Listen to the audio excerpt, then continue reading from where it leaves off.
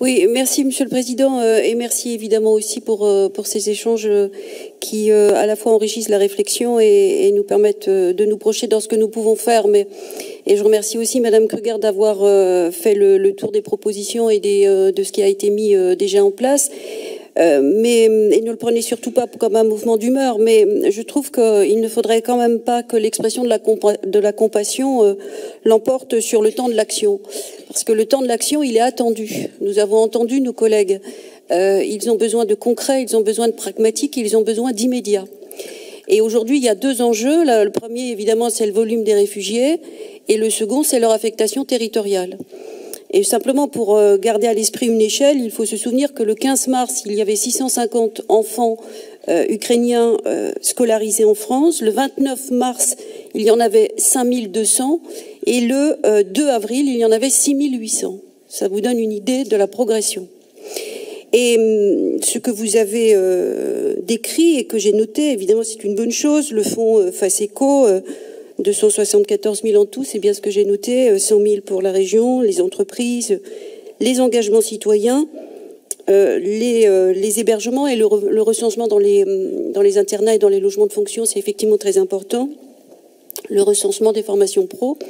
Mais je regrette néanmoins que sur le site de la région, par exemple Bretagne, il n'y a pas, comme si je donne deux régions au hasard, Nouvelle-Aquitaine et Occitanie, je les prends évidemment au hasard, eh bien quand vous tapez Solidarité Ukraine ou Réfugiés Ukraine, vous avez immédiatement des liens, des actions, la gratuité TER, la gratuité transport scolaire, la gratuité restauration scolaire, l'aide pour les étudiants, les formations professionnelles. Alors, soit vous le faites, il faut le dire, et puis j'en suis absolument satisfaite, soit il faut s'y mettre, et évidemment nous sommes, nous, à votre disposition pour aider autant que possible, mais il me semble qu'il faut vraiment accélérer la manœuvre. Le deuxième point, c'est l'affectation territoriale. On sait bien qu'aujourd'hui, les choses évoluent très vite, c'est-à-dire que dans un premier temps, les réfugiés ukrainiens, et c'était intéressant d'ailleurs d'entendre notre collègue le souligner, mais en creux en tout cas, dans un premier temps, les réfugiés ukrainiennes, pourrait-on dire, puisque ce sont essentiellement des femmes avec des enfants, voulaient venir simplement pour se reposer, c'est-à-dire prendre un peu de souffle et repartir. Et en ce sens, la France n'était qu'un pays de transit, bien souvent parce que les communautés ukrainiennes sont bien plus présentes en Espagne, tout particulièrement. Et puis ailleurs aussi, mais pas particulièrement en France. Donc, l'affectation territoriale a été fléchée sur l'Île-de-France et sur Nice, principalement.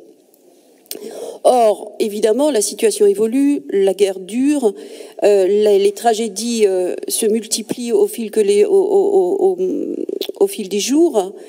Et devenues veuves, devenues orphelins, eh bien ces familles présentes en France voient les choses évidemment d'une autre façon et envisagent progressivement de s'inscrire dans la durée.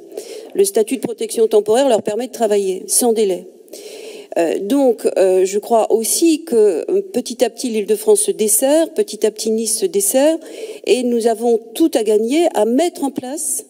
Et aucune critique n'est intéressante, en tout cas je la pense vaine s'il n'y a pas de proposition, mais je pense qu'il y a tout à gagner d'abord à voir ce que font les autres régions, ça vraiment, mais aussi peut-être, et c'est mes propositions, à mettre en place des formes de parrainage de guerre doublées de jumelage de reconstruction. Ça existe de façon assez spontanée chez certaines collectivités, et je sais que le sujet a été évoqué au Congrès des pouvoirs locaux, mais les parrainages de guerre spontanément venant des collectivités pourrait tout à fait être faite et la coordination assurée par la région. Et vous avez parlé des maires, et il n'y a pas les collectivités, le bloc communal d'un côté, la région de l'autre. Enfin, je crois que la région a ce rôle de coordination et d'animation qu'elle peut tout à fait mener et qui permettrait d'accélérer les choses et de donner un supplément d'âme, en quelque sorte, à ces affectations territoriales dont on observe sur le terrain, parfois, qu'elles ont une dimension anonyme d'une certaine façon, puisque les réfugiés montent dans des bus sans forcément savoir très exactement où ils vont être affectés, où elles vont être affectées territorialement. Tandis que si on procédait d'emblée par le biais de parrainage de guerre qui pourrait se poursuivre ensuite par des jumelages de reconstruction, eh bien, il y aurait cette assurance de savoir où on va et déjà d'avoir peut-être une projection plus incarnée de la vie qui vous attend. Voilà. Merci beaucoup.